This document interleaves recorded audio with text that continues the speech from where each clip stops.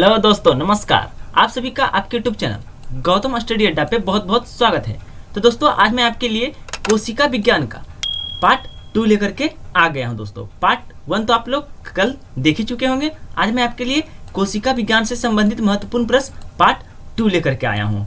तो दोस्तों, आज मैं आपके लिए जो भी क्वेश्चन लाया हूँ उसमें आपको कौन से एग्जाम में पूछा गया है वो भी दर्शा दिया हूँ। दोस्तों, कल तो मैं नहीं दर्शा पाया था, मगर आज दर्शा दिया हूँ। आपको हर एक क्वेश्चन कोई ना कोई एग्जाम में पूछा ही गया है और 1 से 2 बार भी पूछा गया है दोस्तों। इसलिए ध्यान से देखिएगा वीडियो को, सारा क्वेश्चन एग्जाम में रिपीट हो रहा है। वीडियो को बहुत महत्वपूर्ण होने वाला है ये वीडियो, इसलिए वीडियो को आराम से देखिएगा, ध्यान से देखिएगा, स्किप नहीं कीजिएगा और पूरा वीडियो को देखिएगा, पूरा मजा आएगा दोस्तों।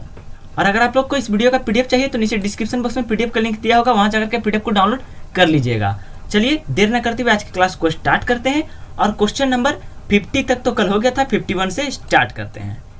एक कोशिका के केंद्रक में कौन सा द्रव्य होता है? तो आपका आंसर हो जाएगा ऑप्शन सी, न्यूक्लियोप्लाज्म या केंद्रक द्रव्य। न्यूक्लियोप्लाज्म को ही केंद्रक द्रव्य कहा जाता है। चलिए क्वेश्चन नंबर 52 देख लेते हैं। निम्नलिखित में से कोशिका का नियंत्रक केंद्र कौन है? तो आपका आंसर हो जाएगा ऑप्शन ए दोस्तों, केंद्रक।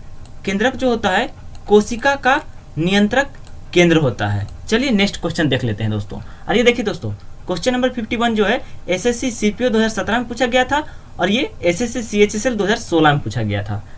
चलिए नेक्स्ट क्वेश्चन देख लेते हैं। क्वेश्चन नंबर 53, निम्नलिखित में से किसको किसी कोशिका में अचल संपत्ति माना जाता है दोस्तों? तो यहाँ आपका आंसर हो जाएगा ऑप्शन डी, न्यूक्लिक अम्ल। न्यूक्लिक अम्ल को अचल संपत्ति माना जाता है कोशिका में, और ये आपका एमटीएस 2011 में पूछा गया था। क्वेश्चन नंबर 54 है, निम्नलिखित में से न्यूक्लिक अम्ल हेतु एकलक कौन है? तो आपका आंसर हो जाएगा ऑप्शन सी, न्यूक्लियोटाइड। न्यूक्लियोटाइड जो है न्यूक्लिक अम्ल के लिए एकलक है दोस्तों, और ये आपका एसएससी सीपीओ 2016 में पूछा गया था। चलिए नेक्स्ट क्वेश्चन देखते हैं। क्वेश्चन नंबर 55, एक सामान्य मानव शरीर कोशिका में गुणसूत्रों की संख्या कितनी होती है? क्वेश्चन सारे महत्वपूर्ण है क्योंकि आप देख रहे हैं कि एग्जाम में कोई ना कोई एग्जाम में पूछा गया है। ये देखिए दोस्तों, आपका एसएससी सीपीओ 2006 में, एसएससी एमटीएस 2011 में और एसएससी सीएचएसएल 2016 में ये क्वेश्चन जो है बहुत महत्वपूर्ण है क्वेश्चन दोस्तों, कि एक समान मानव शरीर कोशिका में गुणसूत्रों की संख्या कितनी होती है। बहुत महत्वपूर्ण क्वेश्चन है, इसलिए देखिए 3 एग्जाम में पूछा गया है लगातार। तो आपका आंसर हो जाएगा ऑप्शन डी, 46 गुणसूत्र। आप लोग जानते ही होंगे 23 जोड़ा होता है दोस्तों। चलिए नेक्स्ट क्वेश्चन देखते हैं। क्वेश्चन नंबर 56, मानव शरीर की कोशिकाओं में पाए जाने वाले गुणसूत्र जोड़ों क्रोमोसोम्स पेयर की संख्या है? तो देखिए दोस्तों, 46 यानी 23 जोड़ा। चलिए नेक्स्ट क्वेश्चन देखते हैं। क्वेश्चन नंबर 57 है दोस्तों, चिंपांजी की कोशिकाओं में पाए जाने वाले गुणसूत्र जोड़ों यानी क्रोमोसोम पेयर्स की संख्या है? तो दोस्तों चिंपांजी पूछ रहा है, तो आपका आंसर हो जाएगा ऑप्शन सी दोस्तों, 24 जोड़ा होता है। चिंपांजी में 24 जोड़ा यानी 48 गुणसूत्र पाए जाते हैं। चलिए क्वेश्चन नंबर 58 देखते हैं। बंदर की कोशिकाओं में पाए जाने वाले गुणसूत्र जोड़ों में पूछ रहा है दोस्तों, पेयर में पूछ रहा है, क्रोमोसोम्स पेयर की संख्या है।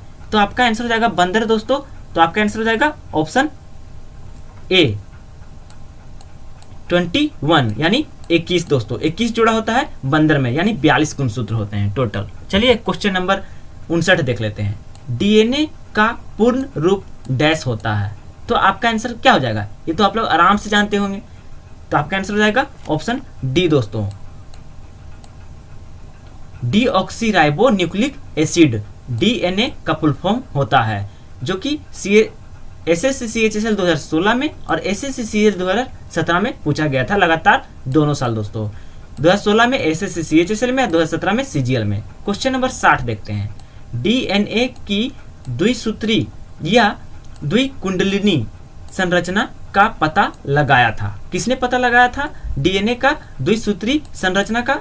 तो आपका आंसर हो जाएगा ऑप्शन डी दोस्तों, वाटसन और क्रिक। वाटसन और क्रिक ने डीएनए के द्विसूत्री का पता लगाया था। और ये क्वेश्चन आपका एसएससी सीजीएल 2007 में और एसएससी एमटीएस 2014 में पूछा गया था। अब चलिए नेक्स्ट क्वेश्चन देख लेते हैं। क्वेश्चन नंबर 61 है दोस्तों, डीएनए परीक्षण विकसित किया गया था। तो आपका आंसर हो जाएगा option A, doctor Alec Jeffrey द्वारा। डॉक्टर एलेक जेफरी द्वारा डीएनए परीक्षण विकसित किया गया था। याद रखिएगा, ये क्वेश्चन एसएससी टैक्स असिस्टेंट 2008 में पूछा गया था। क्वेश्चन नंबर 62, डीएनए किस प्रकार हाइपरक्रोमोसिटी दर्शाता है? तो आपका आंसर हो जाएगा ऑप्शन ए, हीटिंग के द्वारा। डीएनए जो है हीटिंग के द्वारा हाइपोक्रोमोसिटी दर्शाता है। चलिए नेक्स्ट क्वेश्चन देख लेते हैं। जो भी रिलेटेड हो रहा है उससे सारा क्वेश्चन आ जा रहा है दोस्तों। क्वेश्चन नंबर 63, देखिए डीएनए का आया बात, तो डीएनए का जब से क्वेश्चन आते जा रहा है। तो दोस्तों डीएनए में पाई जाने वाली शर्करा है, तो आपका आंसर हो जाएगा ऑप्शन सी, पेंटोज। डीएनए में पाई जाने वाली शर्करा क्या है? पेंटोज है। और ये क्वेश्चन बहुत महत्वपूर्ण है, इसलिए एसएससी सीएचएसएल 2012 में पूछा गया था। क्वेश्चन नंबर 64 है, न्यूक्लियस के बाहर डीएनए कहाँ मिलता है? देखिए डीएनए से क्वेश्चन लगातार आ रहा ना, तो डीएनए न्यूक्लियस के बाहर कहाँ मिलता है? तो आपका आंसर हो जाएगा ऑप्शन सी, माइटोकॉन्ड्रिया में दोस्तों। ये एसएससी सीजीएल 2015 में पूछा गया था। क्वेश्चन नंबर 65 देख लेते हैं। डीएनए में थाइमिडाइन द्विभाजी संरचना किसके कारण होती है? तो आपका आंसर हो जाएगा ऑप्शन बी दोस्तों, यूवी किरणों के द्वारा। यूवी किरणों के द्वारा डीएनए में थाइमिडाइन द्विभाजी संरचना होता है। ये सीजीएल 2013 में पूछा गया था। 66 नंबर देख लेते हैं, जीन है, यानी पूछ रहा है आपसे कि जीन क्या है दोस्तों। तो आपका आंसर हो जाएगा ऑप्शन ए, डीएनए का एक भाग है जीन। क्वेश्चन ये जो है उत्तराखंड पीएससी प्री जीएस 2016 में पूछा गया था। आगे देख लेते हैं क्वेश्चन नंबर 67, जीन बने होते हैं। अब देखिए जीन का बात आया तो जीन से क्वेश्चन आने लगा, तो जीन किसके बने होते हैं? तो आपका आंसर हो जाएगा 67 का ऑप्शन डी दोस्तों, पॉलीन्यूक्लियोटाइड से। पॉलीन्यूक्लियोटाइड से बना होता है जीन। और ये यूपीपीएससी जूलॉजी ऑप्शनल में 2007 में पूछा गया था। क्वेश्चन नंबर 68 है, एक डीएनए में 20,000 बेस जोड़े हैं, इसमें कितने न्यूक्लियोटाइड उपस्थित होंगे? तो आपका आंसर हो जाता है ऑप्शन बी दोस्तों, 40,000। दुगना हो जाता है दोस्तों। एक डीएनए में अगर 20,000 बेस जोड़े होते हैं, जोड़ा का बात आता है, तो न्यूक्लियोटाइड उपस्थित टोटल हो जाएगा 40,000 दोस्तों, दुगना हो जाएगा। और ये यूपीपीएससी जूलॉजी ऑप्शनल 2004 में पूछा गया था। चलिए अगला क्वेश्चन है क्वेश्चन नंबर 69, जीव कोशिकाओं में आनुवांशिक लक्षणों के नियंत्रण में निम्नलिखित में से कौन सा उत्तरदायी है? तो आपका आंसर हो जाएगा ऑप्शन डी, डीएनए। डीएनए उत्तरदायी होता है दोस्तों। ये बीपीएससी प्री जीएस का पेपर 2016 में पूछा गया था। चलिए क्वेश्चन नंबर 70 देख लेते हैं। निम्न में से कौन डीएनए रहित होने पर भी द्विगुण करता है? ये भी क्वेश्चन आपका यूपीपीएससी जूलॉजी ऑप्शनल 2005 में पूछा गया था। और इसका जो आंसर हो जाएगा ऑप्शन सी हो जाएगा, तारक केंद्र यानी सेंट्रोइल। सेंट्रोइल जो होता है, तारक केंद्र जो होता है, वो डीएनए रहित होने पर भी द्विगुण करता है। चलिए नेक्स्ट क्वेश्चन देख लेते हैं।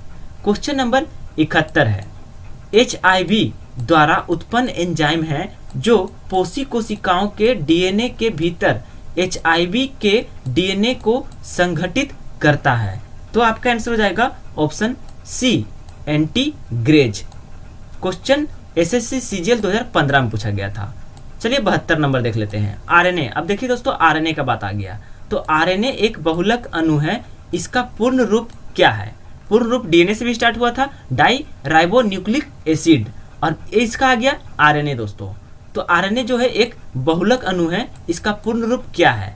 तो आपका आंसर हो जाएगा, आसान सा क्वेश्चन है, ऑप्शन बी दोस्तों, ribo nucleic acid.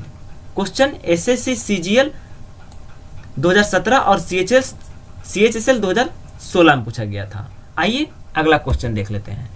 Question number 73 है, आरएनए का प्राथमिक कार्य होता है। अब पूछ रहा है कि आरएनए का प्राथमिक कार्य क्या होता है?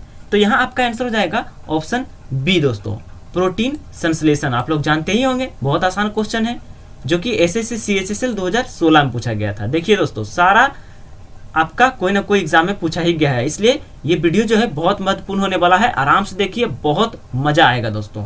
आगे और भी महत्वपूर्ण क्वेश्चन आएगा। अब क्वेश्चन नंबर 74 देख लेते हैं। राइबोन्यूक्लिक एसिड आरएनए में निम्न में से कौन सा नाइट्रोजन युक्त क्षार उपस्थित नहीं होता है? क्या पूछ रहा है? नहीं होता है। ध्यान दीजिएगा, क्वेश्चन को भी एग्जाम में भी ध्यान से पढ़िएगा दोस्तों।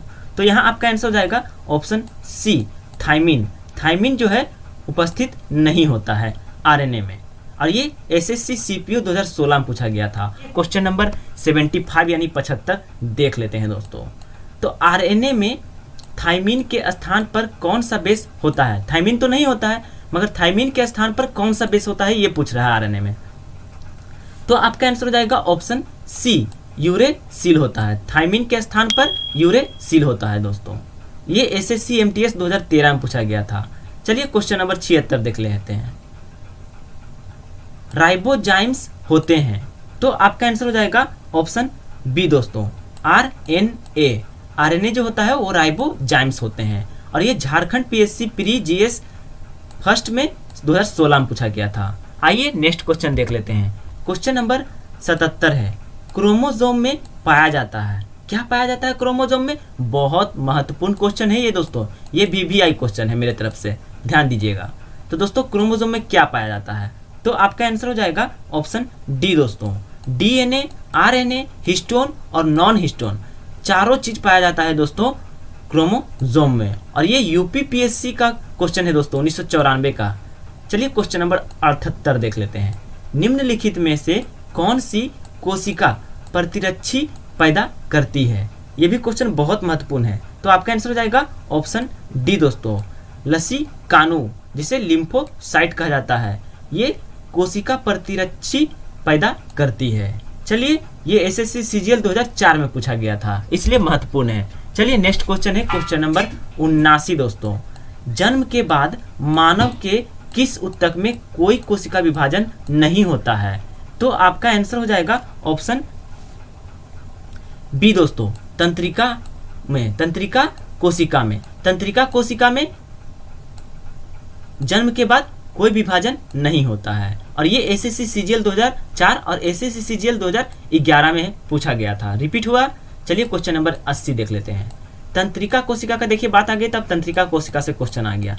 तंत्रिका कोशिका मानव शरीर के किस तंत्र का हिस्सा है? और ये क्वेश्चन भी आई है मेरे तरफ से, लिख लीजिएगा, नोट कर लीजिएगा। तो आपका आंसर हो जाएगा ऑप्शन डी, तंत्रिका तंत्र का भाग है। किसका भाग है? हिस्सा है। तंत्रिका कोशिका मानव शरीर का तंत्रिका तंत्र का भाग है, और ये एसएससी सीपीयू 2017 में पूछा गया था। देख लीजिए खोल के, अगर आपको विश्वास नहीं हो रहा तो आप क्वेश्चन बैंक खोल करके देख लीजिए, निकाल करके, जरूर से मिल जाएगा दोस्तों, क्योंकि मैंने वहीं से लेकर के आया है इस क्वेश्चन को। चलिए नेक्स्ट क्वेश्चन देख लेते हैं। क्वेश्चन नंबर 81 है, कोशिकाएं जो द्वार कोशिकाओं से निकट रूप से संबद्ध और अंतर्विष्ट है, तो आपका आंसर हो जाएगा ऑप्शन सी दोस्तों, सहायक कोशिकाएं कहलाता है। क्या कहलाता है? सहायक कोशिकाएं, और ये एसएससी सीजीएल 2014 में पूछा गया था। क्वेश्चन नंबर 82 है, द्वार कोशिकाएं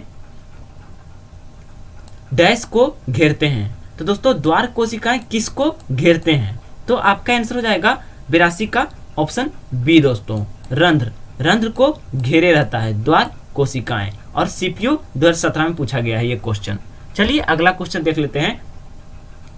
क्वेश्चन नंबर 83 है, किसी जीवित देह के भीतर कोशिका या ऊतक की मृत्यु को कहते हैं। ये क्वेश्चन भी बहुत अच्छा है, एग्जाम में आने वाला क्वेश्चन है। हो सकता है आगे आपको ये क्वेश्चन देखने को मिल सकता है रेलवे के एग्जाम में। तो इसका आंसर हो जाएगा ऑप्शन सी दोस्तों, नेक्रोसिस। नया क्वेश्चन है, अच्छा क्वेश्चन है दोस्तों। जीवित देह के भीतर कोशिका या ऊतक की मृत्यु को नेक्रोसिस कहा जाता है, और ये एसएससी टैक्स असिस्टेंट 2009 में पूछा गया था। क्वेश्चन नंबर 84 है, जीवित कोशिकाओं में रेडियोधर्मी तत्वों का पता किस तकनीक से लगाया जा सकता है? और ये भी क्वेश्चन महत्वपूर्ण है दोस्तों। तो इसका आंसर हो जाएगा ऑप्शन सी, स्विकिरण चित्रण, या इसी को कहते हैं ऑटो रेडियोग्राफी। इसी के द्वारा जीवित कोशिका में रेडियोधर्मी तत्वों का पता लगाया जाता है, और ये SSC-MTS 2013 में पूछा गया है। चलिए अगला क्वेश्चन है क्वेश्चन नंबर 85। कोशिका पहचान या और कोशिका बंधन निम्नलिखित में से किस सैकेराइड बहुलक का कार्य है? तो आपका आंसर हो जाएगा ऑप्शन ए दोस्तों, ओलिगोसैकेराइड। चलिए क्वेश्चन नंबर 86 देख लेते हैं। अमाशय ग्रंथियों की पेप्सिन स्त्रावी कोशिकाएं हैं। तो आपका आंसर हो जाएगा ऑप्शन सी, मुख्य कोशिकाएं। चलिए ASSC CHSL 2012 में पूछा गया था। Question number 87। निम्नलिखित में से किन कोशिकाओं से इंसुलिन का रिसाव होता है? तो आपका आंसर हो जाएगा ऑप्शन बी, बिट्टा कोशिकाएं। बिट्टा कोशिकाओं से इंसुलिन का रिसाव होता है। महत्वपूर्ण क्वेश्चन है और SSC CPO 2017 में पूछा गया भी है। क्वेश्चन नंबर 88 देख लेते हैं। पैनक्रियाज की कोशिकाएं जो इंसुलिन उत्पन्न करती है क्या कहलाती है? बहुत ही बेहतरीन क्वेश्चन है दोस्तों। तो आपका आंसर हो जाएगा ऑप्शन डी दोस्तों, islets of Langerhans. Islets of Langerhans कहा जाता है पैनक्रियाज की कोशिकाओं को जो इंसुलिन उत्पन्न करती है, आइलेट्स ऑफ लैंगरहैंस। और ये SSC CGL 2016 में पूछा गया क्वेश्चन है। चलिए अगला क्वेश्चन देख लेते हैं। क्वेश्चन नंबर 89 है। वर्णांधता हमारे शरीर में किस कोशिका की गड़बड़ी के कारण होती है? तो आपका आंसर हो जाएगा ऑप्शन बी दोस्तों, शंकु कोशिका। शंकु कोशिका की गड़बड़ी के कारण वर्णांधता हमारे शरीर में होता है दोस्तों। ये आंख का बीमारी है जो कि कभी ठीक नहीं किया जा सकता है, कलर ब्लाइंडनेस जिसे कहा जाता है। और ये SSC CGL 2016 में पूछा गया है। क्वेश्चन नंबर 90 देख लेते हैं। सहचर कोशिकाएं निम्नलिखित में से सिर्फ किसमें हैं? तो आपका आंसर हो जाएगा ऑप्शन सी दोस्तों, एंजियोस्पर्म। एंजियोस्पर्म में सहचर कोशिकाएं सिर्फ होती है दोस्तों। ये SSC CGL 2016 में पूछा गया क्वेश्चन है। देखिए कैसा कैसा क्वेश्चन पूछा जाता था पहले। चलिए क्वेश्चन नंबर 91 देख लेते हैं। एकल कोशिकीय प्राणियों में जीवन की समस्त जैविक क्रियाएं जैसे पाचन, श्वसन और जनन कितनी कोशिकाओं द्वारा किए जाते हैं? तो आपका आंसर हो जाएगा ऑप्शन ए दोस्तों, केवल एक। चलिए ये SSC CGL 2017 में पूछा गया क्वेश्चन है दोस्तों। चलिए क्वेश्चन नंबर 92 देख लेते हैं। एक कोशिकीय जीव कैसे प्रजनन करता है? ये भी बहुत महत्वपूर्ण क्वेश्चन है दोस्तों। तो आपका आंसर हो जाएगा ऑप्शन ए दोस्तों, कोशिका विभाजन। कोशिका विभाजन के द्वारा एक कोशिकीय जीव प्रजनन करते हैं, याद रखिएगा। और ये SSC CGL 2017 में पूछा गया क्वेश्चन है। देखिए ये 2017 में ये भी पूछा गया है और 2017 में ये भी पूछा गया है। दोनों कोशिका से ही क्वेश्चन आया है 2017 में दोस्तों। चलिए अगला क्वेश्चन देख लेते हैं। क्वेश्चन नंबर 93 है दोस्तों। सबसे बड़ा एक कोशिकीय जीव तो क्या है दोस्तों? सबसे बड़ा एक कोशिकीय जीव है। तो आपका आंसर हो जाएगा ऑप्शन बी दोस्तों, एसिटेबुलेरिया। एसिटेबुलेरिया जो है सबसे बड़ा एक कोशिकीय जीव है और ये CGL 2014 में पूछा गया है। चलिए 94 नंबर देख लेते हैं। बहुकोशिक जीव डैश द्वारा वृद्धि करते हैं। तो आपका आंसर हो जाएगा ऑप्शन डी, कोशिका विभाजन। कोशिका विभाजन के द्वारा ही बहुकोशिक जीव वृद्धि करता है और ये CGL 2017 में पूछा गया है। चलिए नेक्स्ट क्वेश्चन देख लेते हैं। क्वेश्चन नंबर 95 है। जिन प्राणियों में कोशिकाएं दो भ्रूणीय स्तरों में व्यवस्थित होते हैं उन्हें डैश कहते हैं? तो आपका आंसर हो जाएगा ऑप्शन ए, द्विकोरिक कहते हैं। चलिए ये SSC CGL 2017 में ही पूछा गया है। देखिए दोस्तों CGL 2017 में कितना कोशिका से क्वेश्चन पूछा गया है, इसलिए मैं बोलता हूँ ये जो चैप्टर है सेल बायोलॉजी यानी कोशिका विज्ञान बहुत ही महत्वपूर्ण टॉपिक है बायोलॉजी का। बहुत ज़्यादा क्वेश्चन इससे पूछे ही जाता है बायोलॉजी से। रेलवे का एग्जाम हो, SSC का एग्जाम हो, UPSC का एग्जाम हो या BPSC का एग्जाम हो, कोई भी स्टेट PSC का एग्जाम हो, सेल बायोलॉजी से सबसे ज़्यादा क्वेश्चन पूछा जाता है। चलिए क्वेश्चन नंबर 96 देख लेते हैं। जिन प्राणियों में कोशिकाएं 3 भ्रूणीय स्तरों में व्यवस्थित होती है उन्हें डैश कहते हैं? तो 2 में द्विकोरिक और 3 में क्या हो जाएगा? आपका आंसर ऑप्शन सी, त्रिकोरिकी। ये CGL 2017 में ही पूछा गया है। दोनों देखिए CGL 2017, ये भी CGL 2017 में ही। चलिए क्वेश्चन नंबर 97 देख लेते हैं। एक विशेष कार्य करने वाले समान कोशिकाओं के समूह को क्या कहते हैं? तो यहाँ आपका आंसर हो जाएगा ऑप्शन ए दोस्तों, उत्तक। इसके बाद उत्तक ही टॉपिक है दोस्तों, इसलिए उत्तक से धीरे धीरे क्वेश्चन आ रहे हैं। ये सीजीएल 2017 में ही पूछा गया है दोस्तों। लगातार 5-6 क्वेश्चन जो सीजीएल 2017 में पूछा गया था दोस्तों। चलिए क्वेश्चन नंबर 98 देख लेते हैं। एक मृदुतक कोशिका जो कि कोशिकीय अजैव पदार्थ संग्रह करती है क्या कहलाती है? तो आपका आंसर हो जाएगा ऑप्शन बी दोस्तों, आइडियोब्लास्ट, जिसे विचित्र कोशिका भी कहा जाता है। आइडियोब्लास्ट एक मृदुतक कोशिका जो कोशिकीय अजैव पदार्थ संग्रहित करती है, और ये CHSL 2014 में पूछा गया है। चलिए अगला क्वेश्चन देख लेते हैं। क्वेश्चन नंबर 99, किन मूल इकाइयों से मानव के अतिरिक्त भाग तैयार किए जा सकते हैं? तो आपका आंसर हो जाएगा ऑप्शन बी, स्टेम कोशिकाएं। स्टेम कोशिकाएं से मानव के अतिरिक्त भाग तैयार किए जा सकते हैं, और ये CGL 2002 में पूछा गया क्वेश्चन है। चलिए 100 नंबर देख लेते हैं। शतक मार दिए दोस्तों हम लोग। क्लोन डैश की कालिनी है, तो आपका आंसर हो जाएगा ऑप्शन सी दोस्तों, एक समान अनुवांशिक संगठन वाली कोशिकाएं। क्लोन जो है एक समान अनुवांशिक संगठन वाली कोशिकाओं की कालिनी है। ये SSC CGL 1999 में पूछा गया क्वेश्चन है ऐसा। तो चलिए दोस्तों, मैंने 100 क्वेश्चन आपको कोशिका से ले आया है। आगे और भी क्वेश्चन है, चलिए देखते हैं। क्वेश्चन नंबर 101 दोस्तों, निम्नलिखित में से कौन सी मानव शरीर की सबसे लंबी कोशिकाएं हैं? तो आपका आंसर हो जाएगा ऑप्शन सी दोस्तों, तंत्रिका कोशिकाएं। तंत्रिका कोशिकाएं जो है मानव शरीर की सबसे लंबी कोशिकाएं हैं दोस्तों। और मानव शरीर की सबसे छोटी कोशिका क्या है दोस्तों? तो वो है आपका स्पर्म। और सबसे बड़ी कोशिका मानव शरीर का तो ओवम यानी अंडाणु। अगर आपसे मानव शरीर से नहीं पूछे, डायरेक्ट पूछे कि सबसे बड़ी कोशिका कौन सी है, तो आपका शुतुरमुर्ग का अंडा। और अगर आपसे मानव की बात नहीं करे, डायरेक्ट पूछे कि सबसे छोटी कोशिका कौन है, तो हो जाएगा वो माइकोप्लाज्म। और सबसे लंबा तो तंत्रिका कोशिका। आइए दोस्तों, SSC CHSL 2012 और CGL 2017 में पूछा गया क्वेश्चन है। चलिए क्वेश्चन नंबर 102 देख लेते हैं। निम्नलिखित में से कौन सी सबसे बड़ी ज्ञात कोशिका है? तो यहाँ दोस्तों आपका आंसर हो जाएगा ऑप्शन डी, शुतुरमुर्ग का अंडा। मैंने आपको अभी बताया कि अगर आपसे मानव का नहीं बात करें, सबसे बड़ा या सबसे छोटा पूछे, तो हो जाएगा सबसे बड़ा में शुतुरमुर्ग का अंडा और सबसे छोटा में माइकोप्लाज्म। अगर मानव शरीर का बात करें तो सबसे छोटा स्पर्म और सबसे बड़ा ओवम यानी अंडाणु। और ये SSC CHSL 2016 में पूछा गया क्वेश्चन है। चलिए नेक्स्ट क्वेश्चन देख लेते हैं, जो कि क्वेश्चन नंबर 103 है दोस्तों। डैश रसायनों का एक समूह है जो कोशिका विभाजन और पौधे के गठन को प्रभावित करते हैं। तो आपका आंसर हो जाएगा ऑप्शन ए दोस्तों, साइटोकाइनेसिस। ये CHSL 2016 में पूछा गया है। CHSL 2016 में भी बहुत सारा क्वेश्चन इससे आया है दोस्तों। क्वेश्चन नंबर 104 देख लेते हैं, जो कि आज का आखिरी और लास्ट क्वेश्चन है दोस्तों। टोटल 104 क्वेश्चन हो गया दोस्तों कोशिका से, सेल से। इससे बाहर आपको क्वेश्चन नहीं पूछा जाएगा, ये मेरा वादा है। अगर इससे बाहर क्वेश्चन आ गया ना दोस्तों तो दिखाइएगा। कोई भी एग्जाम होगा ना तो मैं आपको टेलीग्राम चैनल पे जरूर डालूंगा दोस्तों, ये सारे क्वेश्चन जो आपको एग्जाम में पूछे जाएंगे। देखिएगा, मैच नहीं करवा दिया ना तो फिर मेरा नाम नहीं। तो चलिए क्वेश्चन नंबर 104 देख लेते हैं, लास्ट है। प्रकाश संश्लेषण वनस्पति कोशिका में स्थित डैश में होता है। तो दोस्तों आपका आंसर हो जाएगा ऑप्शन बी, क्लोरोप्लास्ट। प्रकाश संश्लेषण वनस्पति कोशिका में स्थित क्लोरोप्लास्ट में होता है दोस्तों।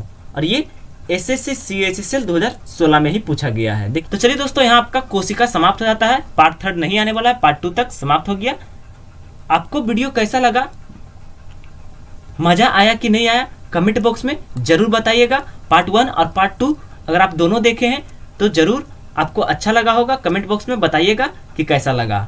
और हाँ दोस्तों, वीडियो अगर अच्छा लगा आपको तो वीडियो को ज़्यादा से ज़्यादा शेयर और लाइक जरूर कीजिएगा। अपने दोस्तों को मेरे चैनल के बारे में जरूर बताइएगा और ये वीडियो उनसे शेयर जरूर कीजिएगा ताकि वो भी उसका लाभ उठा सकें। अगर आप लोग नए हैं, अभी तक सब्सक्राइब नहीं किए हैं और ऐसा वीडियो को प्रत्येक दिन देखने के लिए चैप्टर वाइज, टॉपिक वाइज इस चैनल पे बने रहें, सब्सक्राइब जरूर कर ले दोस्तों। नए हैं तो सब्सक्राइब जरूर कर लीजिएगा, तभी वीडियो को छोड़िएगा। और टेलीग्राम चैनल को जल्दी से जाकर के ज्वाइन कर लीजिए, वहाँ आपको क्यूज खेलने को एवरीडे मिलेगा, GK, GS, current affairs, math और रीजनिंग का। तो धन्यवाद दोस्तों, अपना ख्याल रखिएगा। कोरोना वायरस से बचे रहिएगा। Stay home, stay safe.